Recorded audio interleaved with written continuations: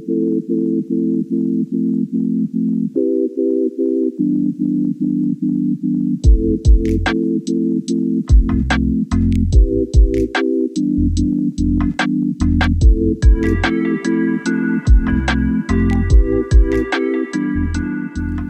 guys, how's it going? My name is Tim Kong and I'm a freelance illustrator. I'm here for another episode to talk about the importance of good drawing. Before I get into today's topic, I just want to talk a little bit about what's going on in the video. So this is a freelance piece I did for a client. The topic is, or style is, a little bit different from what I normally do. A little bit more anime, I guess you could say, or manga influenced.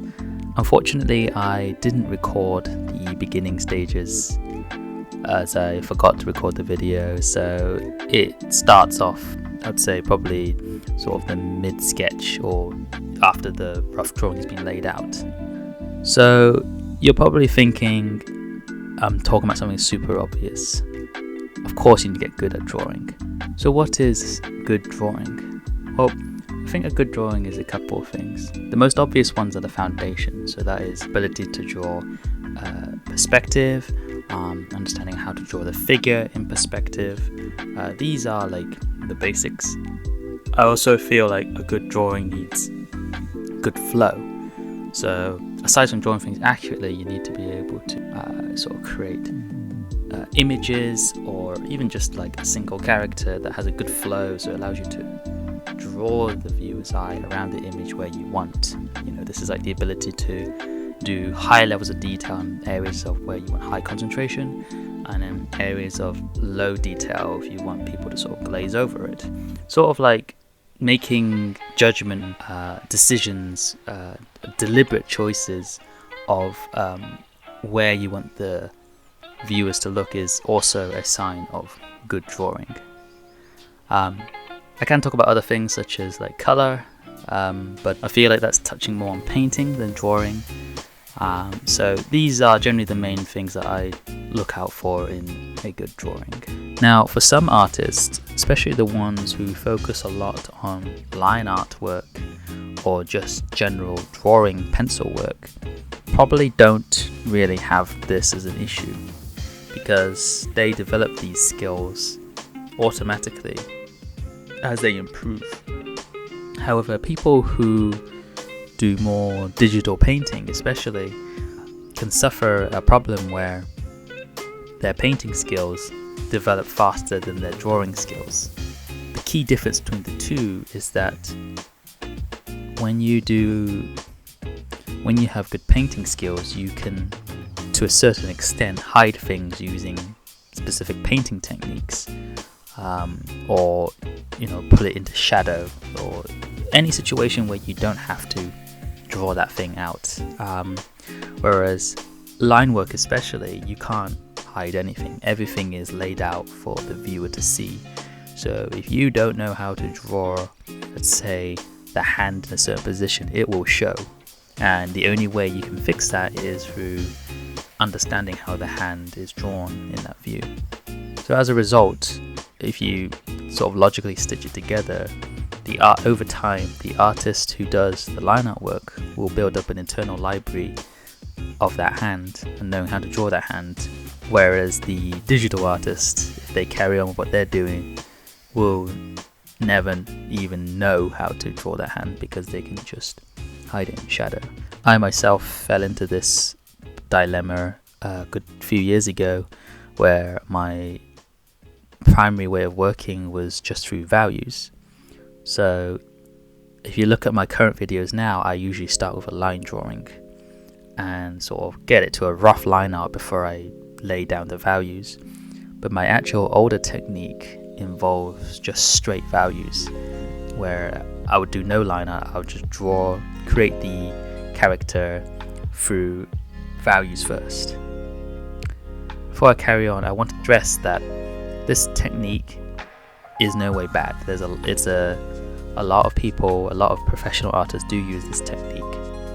However, I just really want to address the potential pitfalls that can happen if you don't improve your fundamentals or drawing skills, Because what you can end up doing, or what I end up doing, is you hide a lot of things using rendering technique, or maybe, as I mentioned earlier, through heavy shadow work, or just implying something. So for example, for hands I would just use like a block for a fist or something, sort of do like an impressionist version of that hand rather than drawing the whole thing. And if the rest of the painting matches that kind of presentation, it will look okay. Whereas for line work you can't do that. So as a result, I never understood how to draw that hand because I was just constantly just doing it as a loose block. I remember when I took my work to an event to meet some of my favorite artists, they addressed this immediately, and they told me to just put painting to the side and just focus on drawing, because once my drawing catches up with my painting skills, then it will help me develop further and help me express my work more openly. And that's pretty much what I've been doing for the last 2-3 years. Because if you look at my older work here, as you can see, it's a lot more painterly. There's a lot of things to sort of hide here because I didn't understand, and it was easy to do because all I have to do is just sort of put some rendering techniques. It's more apparent on the characters than the environment, but this was essentially my crutch, and I think a lot of other painters have this sort of issue with drawing. So the solution to this problem is to just draw a lot, maybe in your sketchbook, maybe digitally, it doesn't matter, just as long as you're drawing. Like don't rely on painting techniques, just do some raw drawing and address the problems directly that you face, that you don't understand. And what you'll quickly notice is that as you get better at drawing, your painting skills will also improve.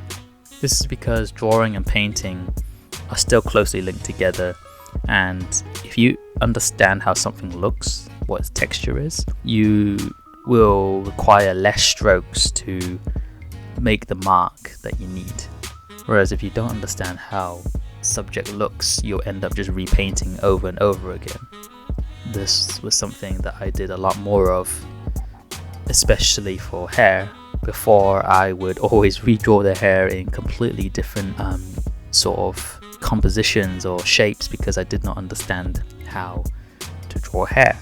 And so I would just use loose painterly strokes and just keep redrawing over and over again. Whereas nowadays, the general structure of the hair pretty much remains the same for the most part, because the drawing sort of carried it over. I didn't need to repaint it or anything because for the most part it was laid out quite well. In my opinion, generally speaking, something that has good drawing and mediocre painting skills would always look far better than something that has poor drawing skills or mediocre drawing skills and great painting skills. Because even though something isn't painted too well, if the drawing is strong, it will carry the image forward. It will still retain a strong presence.